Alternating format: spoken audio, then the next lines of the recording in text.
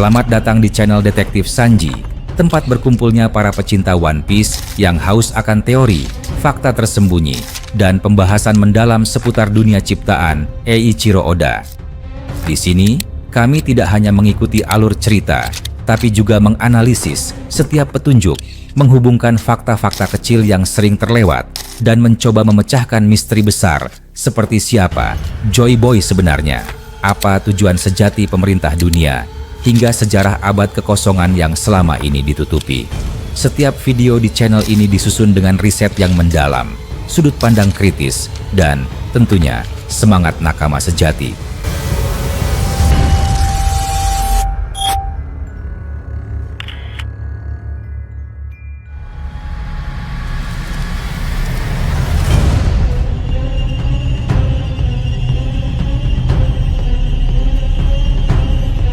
Klan D selalu digambarkan sebagai musuh abadi para dewa, simbol pemberontakan, tanda bahwa darah mereka ditakdirkan melawan tirani. Namun, ada satu pertanyaan yang menggantung di balik semua itu. Mengapa sosok seperti Monkey D. Garp, salah satu yang terlahir dengan inisial itu, justru berdiri di garis depan angkatan laut? Mengapa ia dijadikan pahlawan oleh pemerintah dunia, bahkan disebut sebagai penopang utama eksistensi mereka? Lebih aneh lagi, bagaimana mungkin Monkey D. Dragon, pemimpin revolusi paling berbahaya yang pernah ada, dulunya juga mengenakan seragam biru angkatan laut yang sama? Dan mengapa Luffy, cucu Garp sekaligus anak Dragon, seolah diarahkan pada jalan yang sama, seakan-akan hidupnya telah dipasangkan pada lintasan yang sudah disiapkan jauh sebelum ia lahir? Semua ini tidak sejalan dengan reputasi klan D yang seharusnya menjadi lawan para naga langit. Kebingungan ini membuka celah pada satu kemungkinan besar. Keluarga Monkey menyembunyikan sesuatu. Bukan sekadar rahasia kecil, melainkan kebenaran yang begitu kelam dan mengerikan hingga bisa membalikan sejarah One Piece yang selama ini diyakini banyak orang. Rahasia itu tidak hanya menyangkut Garp, Dragon, atau Luffy, tetapi melibatkan nasib seluruh generasi sejak masa abad kekosongan. Bayangkan, seorang Garp yang seluruh hidupnya dipenuhi semangat kebebasan, sifat keras kepala, dan tabiat liar, justru memilih jalan sebagai marinir. Padahal, jika dilihat dari sifat aslinya sejak kecil, Garp lebih cocok menjadi bajak laut. Bahkan, Rox de Zebek sendiri pernah mengucapkan dengan lantang bahwa Garp seharusnya ada di pihak bajak laut, bukan berdiri sebagai tangan kanan pemerintah dunia. Kenyataan ini menimbulkan pertanyaan, apa yang menahan Garp? Apakah benar pilihannya murni dari hati, atau ada sesuatu yang memaksanya tetap berada dalam jerat sistem yang korup? Kenyataan menjadi semakin membingungkan ketika pemerintah dunia sendiri yang justru memberi tempat bagi keluarga Monkey. Secara logika, tidak masuk akal bagi para naga langit untuk membiarkan klan yang disebut sebagai musuh para dewa berada sedekat itu dengan mereka. Musuh tidak akan pernah dibiarkan duduk di kursi kehormatan, apalagi diberi kesempatan naik sampai ditawari jabatan admiral. Hal ini seperti menaruh api di tengah tumpukan mesiu. Dari sini lahirlah teori yang menghubungkan semuanya dengan abad kekosongan, Joy Boy, dan penguasa dunia yang bersemayam dalam bayangan Imu Sama. Salah satu kemungkinan paling mengerikan adalah bahwa keluarga Monkey pernah melakukan pengkhianatan besar, bukan kepada Joy Boy, melainkan kepada Imu Sama sendiri dan 20 kerajaan yang membentuk fondasi pemerintah dunia. Pengkhianatan itu tidak dimaafkan, dan sebagai balasannya, setiap keturunan mereka dihukum dengan kutukan abadi. Sebuah ikatan paksa yang memaksa keluarga Monkey mengabdi pada angkatan laut di setiap generasi tanpa bisa melepaskan diri. Perbandingan bisa diambil dari Zunesha, gajah raksasa yang dihukum berjalan di lautan selama ribuan tahun karena kesalahan di masa lampau. Imu Sama yang sangat pendendam jelas mampu memberikan hukuman semacam itu. Nefertari de Lili saja yang berpaling dari perjanjian 800 tahun lalu masih menjadi objek kebencian abadi. Jadi, Bagaimana jika keluarga Monkey melakukan hal yang serupa? Bagaimana jika mereka melawan, berkhianat, atau melanggar kesepakatan, lalu sebagai ganjarannya, mereka dijerat dalam kutukan turun-temurun? Itulah yang membuat Garp tampak begitu keras terhadap Dragon dan Luffy. Ia sadar bahwa kedua pewarisnya mencoba melawan nasib, melarikan diri dari rantai yang telah mengikat keluarga mereka selama berabad-abad. Garp, di satu sisi, tampak seperti pahlawan, tetapi di sisi lain, ia adalah tawanan yang tidak terlihat rantainya. Ada cermin mitologi yang memberi gambaran akan hal ini, yakni kisah Sun Wukong, Raja Kera. Sun Wukong dikenal sebagai pemberontak langit, sosok liar yang menantang para dewa. Ia pernah menuntut lebih dari yang diberikan, menebar kekacauan, hingga akhirnya dihukum oleh Buddha untuk ditahan selama 500 tahun. Hukuman itu bukan sekadar penjara, melainkan belenggu yang mengekang kebebasan. Kisah ini seolah bergema dalam perjalanan keluarga Monkey. Mungkin Oda sengaja mengambil inspirasi dari sana. Para Monkey adalah Sun Wukong dunia One Piece, pemberontak yang kemudian dihukum untuk tunduk di bawah sistem. Bahkan di dunia nyata One Piece, cerminan kisah itu sudah terlihat di Marineford. Ketika Garp dilanda amarah setelah kematian Ace dan hampir membunuh Akainu, Sengoku, sosok yang digelari Buddha, menahannya, mengekang kebebasannya. Sebuah simbol visual yang memperlihatkan bagaimana seorang kera pemberontak dikekang oleh Buddha. Itu bukan sekadar adegan emosional, melainkan kiasan langsung dari mitos klasik. Jika benar Imu Sama adalah dewa di dunia ini, maka Sengoku menahan Garp hanyalah versi kecil dari permainan besar.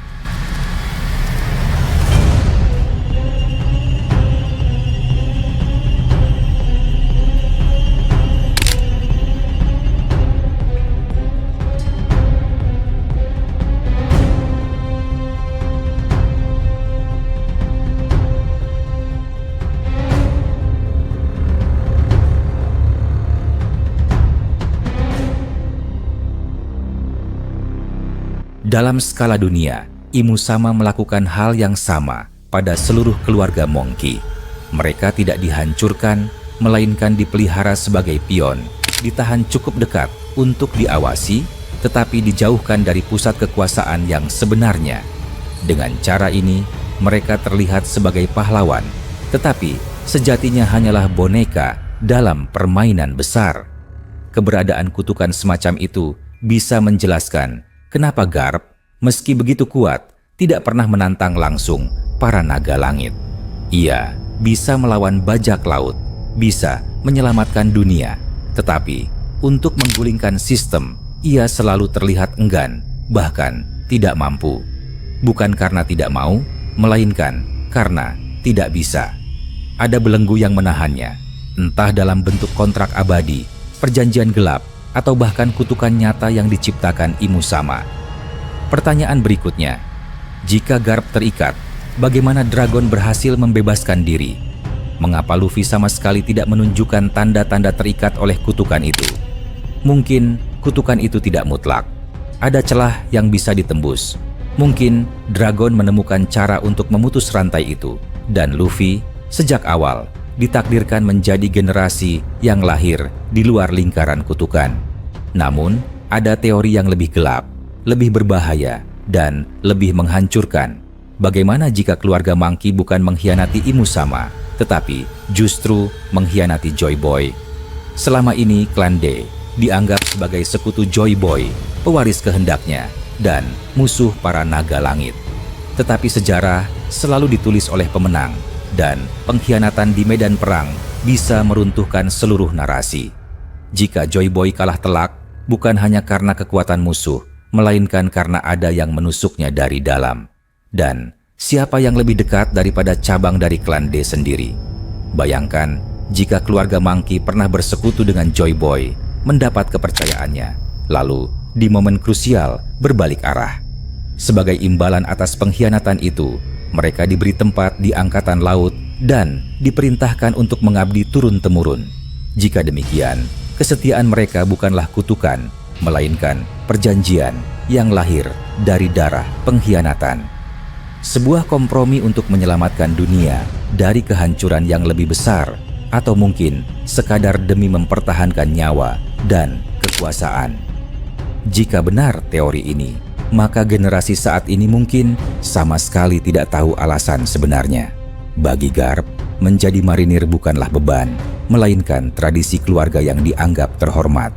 Ia tumbuh besar dengan kisah tentang pengabdian, tentang kebanggaan melayani angkatan laut, sehingga tak pernah mempertanyakan akar dari semua itu. Maka, tak heran jika ia mati-matian mendorong Luffy masuk jalur yang sama, tanpa sadar bahwa yang diwariskan bukanlah kehormatan, melainkan dosa masa lalu. Kontradiksi ini yang membuat cerita keluarga Monkey begitu menarik. Di satu sisi mereka adalah simbol kebebasan, pemberontakan, dan kehendak untuk melawan para dewa.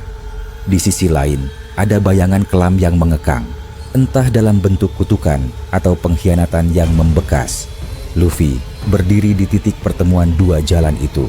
Jika benar, ia adalah pewaris kehendak sejati D, maka satu-satunya cara untuk menutup lingkaran ini adalah dengan menghancurkan belenggu yang mengikat keluarganya selama berabad-abad. Dan ketika hari itu tiba, rahasia terbesar keluarga Monkey akan terungkap. Apakah mereka benar-benar pahlawan yang dipaksa tunduk pada sistem, ataukah mereka adalah pengkhianat abadi yang berusaha menebus dosa masa lalu? Apapun jawabannya, kebenaran itu akan mengguncang fondasi dunia dan mungkin menjadi kunci yang menentukan akhir dari perjalanan menuju One Piece. Bayangkan sebuah kenyataan yang lebih kelam dari apapun yang pernah terungkap di dunia One Piece. Selama ini, keluarga Monkey selalu terlihat sebagai kumpulan pribadi yang keras kepala, penuh kebebasan, dan masing-masing berjalan di jalannya sendiri. Garp, sang pahlawan laut yang menolak jabatan Laksamana, Dragon, pemimpin revolusi yang berani melawan pemerintah dunia, dan Luffy, sang bajak laut yang memilih jalannya sendiri untuk mengejar kebebasan sejati. Namun, di balik semua itu, mungkin ada sebuah rahasia yang jauh lebih besar, sebuah benang merah yang mengikat keluarga ini selama berabad-abad, sebuah rencana tersembunyi yang bisa mengguncang seluruh sejarah dunia. Bagaimana jika Dragon, suatu waktu di masa lalu, menemukan kebenaran yang mengerikan? Bagaimana jika ia mengetahui bahwa alasan keluarga Monkey selalu berhubungan dengan angkatan laut bukanlah sekadar pilihan atau kebetulan, melainkan akibat dari pengkhianatan leluhur mereka? Pengkhianatan yang menyebabkan Joy Boy gugur dan kerajaan kuno hancur. Bila hal itu benar, maka setiap generasi keluarga Monkey sebenarnya hanyalah boneka yang tanpa sadar menjaga sistem busuk ciptaan pemerintah dunia. Bayangkan bagaimana perasaan Dragon ketika menyadari bahwa hidupnya di angkatan laut bukanlah perjuangan demi keadilan, melainkan demi melindungi kebohongan yang diwariskan turun-temurun.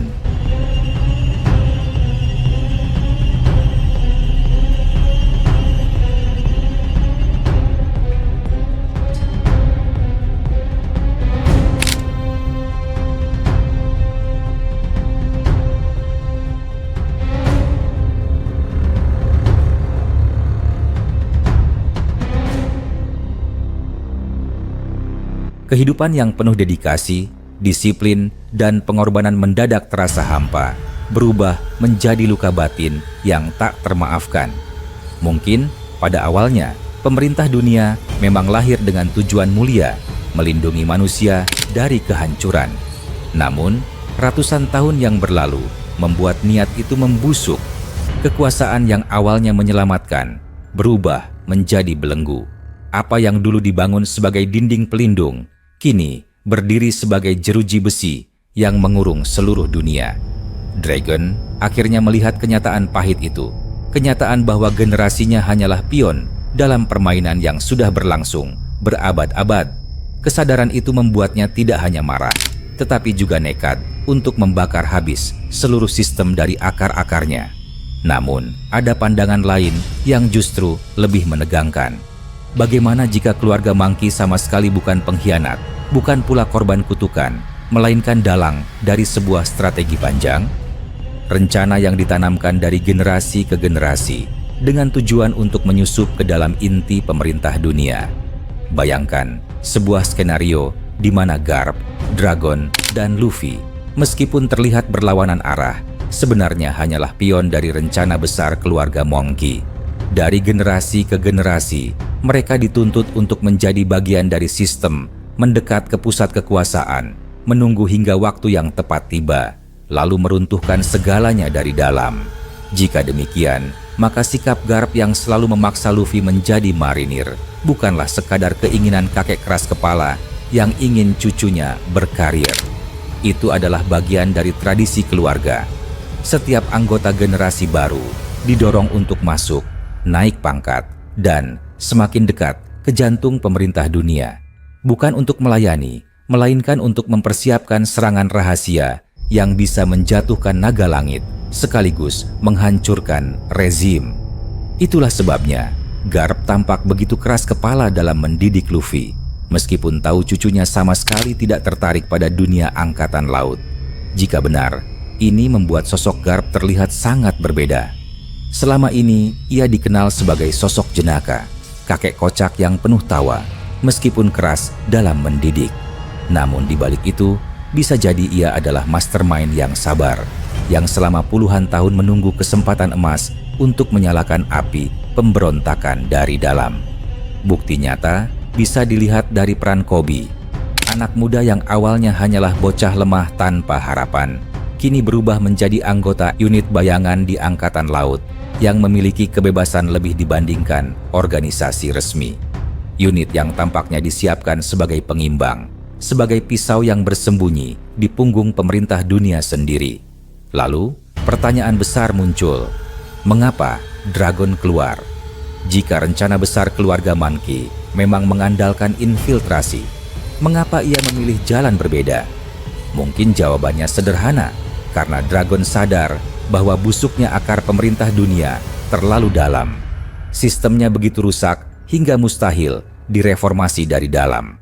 Karena itu, ia memilih jalan yang lebih cepat, lebih keras, lebih berisiko, membakar sistem dari luar, menggerakkan revolusi, dan mengumpulkan kekuatan untuk melawan langsung.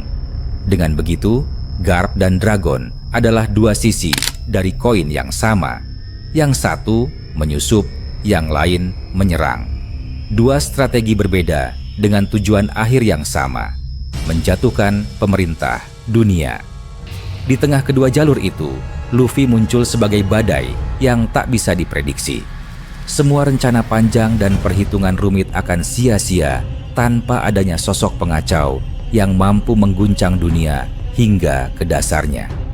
Luffy, dengan caranya sendiri yang sederhana dan penuh tekad, menjadi percikan api yang menyulut kekacauan. Kekacauan yang pada akhirnya membuka celah bagi Dragon untuk melancarkan serangan, sekaligus memperkuat permainan panjang yang dilakukan Garp dari dalam. Seolah takdir memang menempatkan keluarga Monkey pada titik paling krusial dalam sejarah. Misteri ini semakin pekat jika menyinggung nama keluarga itu sendiri, Monkey. Dalam bahasa Jepang, Mon berarti gerbang, sehingga ada teori bahwa keluarga Monkey adalah kunci gerbang. Mungkin bukan sekadar kiasan, tetapi benar-benar nyata. Bisa jadi hanya keluarga Monkey yang memiliki kemampuan untuk membuka sesuatu yang tersembunyi, entah itu kekuatan purba, rahasia Love Tale, atau bahkan sebuah senjata kuno yang hanya bisa diakses oleh darah mereka. Jika ini benar, maka keberadaan mereka di dekat pemerintah dunia bukan karena kebetulan, melainkan sebuah kebutuhan. Mereka adalah ancaman sekaligus kunci. Tambahkan pula sosok Kong, komandan tertinggi pemerintah dunia yang jarang sekali terlihat. Bekas luka di mata kirinya mirip dengan tanda khas keluarga Monkey. Namanya yang terhubung dengan sosok King Kong, kera raksasa legendaris, juga seolah memperkuat dugaan.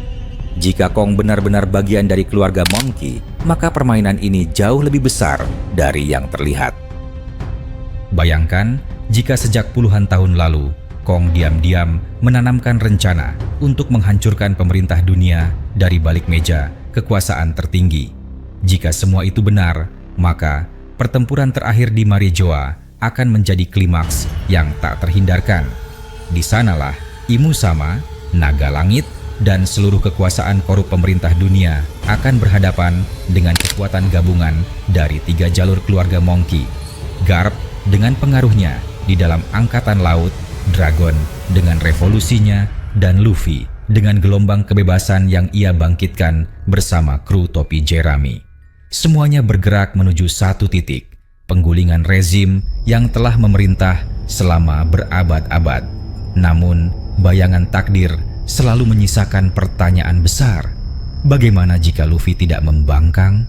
Bagaimana jika ia menuruti Garp sejak awal dan benar-benar menjadi marinir?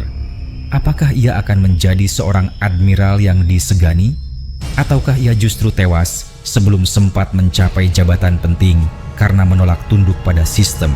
Atau mungkinkah ia menjadi sosok yang sepenuhnya mengubah wajah angkatan laut dari dalam, menghancurkan kebusukan tanpa perlu meninggalkan jubah biru? Pertanyaan-pertanyaan ini membuat skenario alternatif semakin menarik sekaligus menegangkan. Meski demikian, tak dapat dipungkiri bahwa jalannya kini sudah jelas. Luffy telah memilih untuk menjadi bajak laut, Dragon telah memilih untuk menjadi revolusioner, dan Garp tetap bertahan di angkatan laut. 3 jalur yang berbeda, namun semuanya menuju satu titik pertemuan. 3 bagian puzzle yang jika digabungkan akan membentuk gambaran besar, runtuhnya tirani pemerintah dunia. Setiap tindakan yang dilakukan keluarga Monkey, baik secara sadar maupun tidak, menjadi langkah menuju akhir yang sama. Rahasia ini membuat keluarga Monkey terasa lebih dari sekadar karakter-karakter karismatik dalam cerita. Mereka adalah simbol kebebasan, simbol perlawanan, sekaligus simbol harapan. Entah sebagai pengkhianat, korban kutukan, atau dalang infiltrasi jangka panjang, keluarga Monkey tetap berdiri di titik paling penting dalam sejarah dunia. Mereka adalah keluarga yang ditakdirkan untuk mengubah segalanya. Keluarga yang mungkin sejak awal memang diciptakan untuk membuka gerbang menuju masa depan baru. Dengan setiap langkah yang diambil, ketegangan semakin menumpuk. Dunia One Piece bergerak menuju puncaknya, dan benang merah keluarga Monkey perlahan mulai terlihat.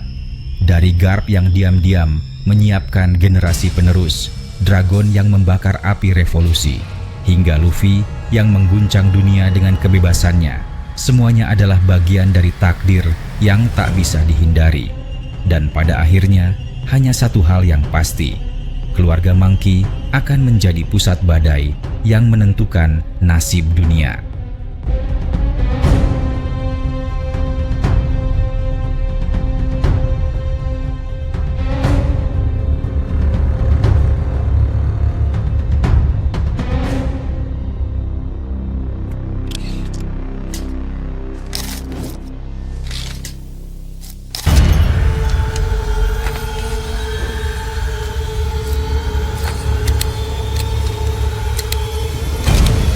Terima kasih sudah menyaksikan video ini sampai selesai.